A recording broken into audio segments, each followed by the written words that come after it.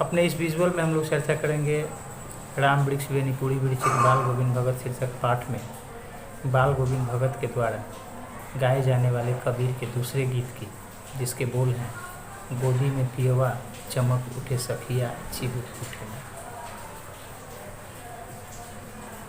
कबीरदास का एक दोहा आपने पढ़ा होगा वर्ग नवम में, प्रेमी ढूंढत मैं फिरों प्रेमी मिले न कोय, प्रेमी को प्रेमी मिले सब विष अमृत होय।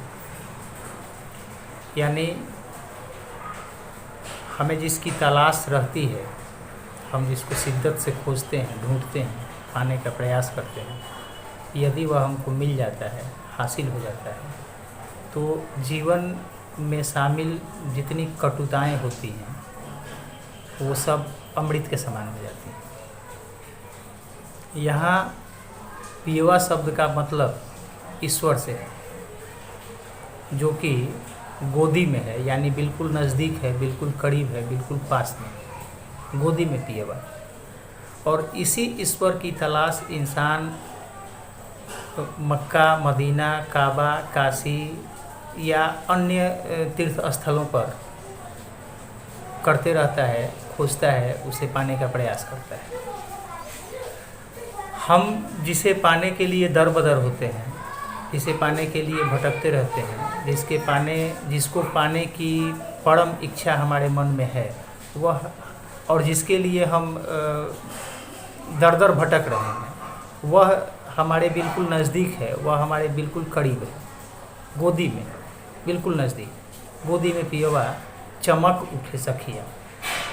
और आप कल्पना कीजिए कि आप किसी चीज़ को, किसी वस्तु को, किसी व्यक्ति को बहुत बेचैनी से, बहुत बेताबी से खोज रहे हैं और अचानक आपको पता चलता है कि वह तो आपके पास ही है, वह आपके नज़दीक ही है, तो उस परिस्थिति में आपके चेहरे पर एक चमक आती है। तो जब जीवात्मा को इस बात का एहसास होता है कि जिस परम आत्मा की तलाश उसे है वह उसके नज़दीक ही है, तो वह चमक उठती है, उसके चेहरे पर खुशी के भाव झलकने लगते हैं। अब एक और शब्द आया है चिहुक उठे ना। तो जहाँ तक मैं समझता हूँ,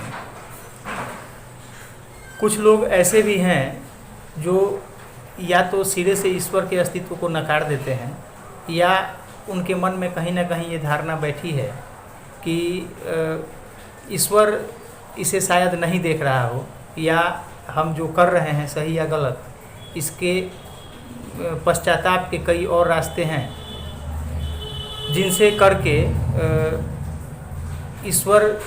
जिसको करके ईश्वर का कोप भाजन होने से खुद को बचाया जा सकता है।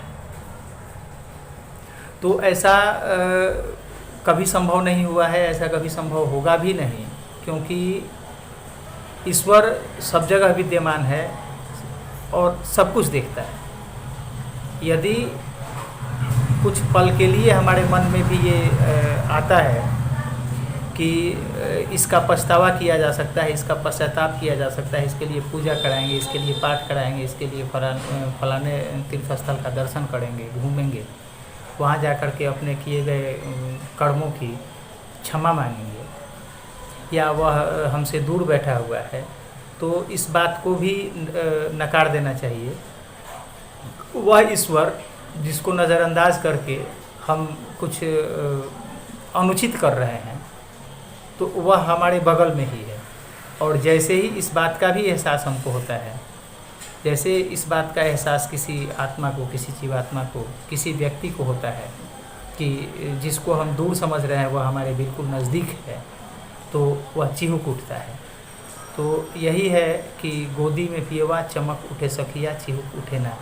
यानी हम जिसको अपने से दूर मानते हैं, जिसको खोजने के लिए भटकते हैं, जिसकी तलाश करते हैं, वह बिल्कुल हमारे गोदी में है, बिल्कुल हमारे नज़दीक है, बिल्कुल हमारे पास है, बिल्कुल हमारे करीब है। और उस ईश्वर, उस सर्वशक्तिमान ईश्वर की सर्वव्यापी सत्ता को हर इंसान को सहज रूप से स्वीकार करना ही चाहिए। तो ये कबीर के लिखे 2 गीत थे, जिसको एक एक करके हमने अपने दोनों विजुअल में आपको बताया, और अब अपने आगे के विजुअल में हम लोग बाल गोविंद भगत शीर्षक पाठ के प्रश्नों पर विस्तार से चर्चा करेंगे। धन्यवाद।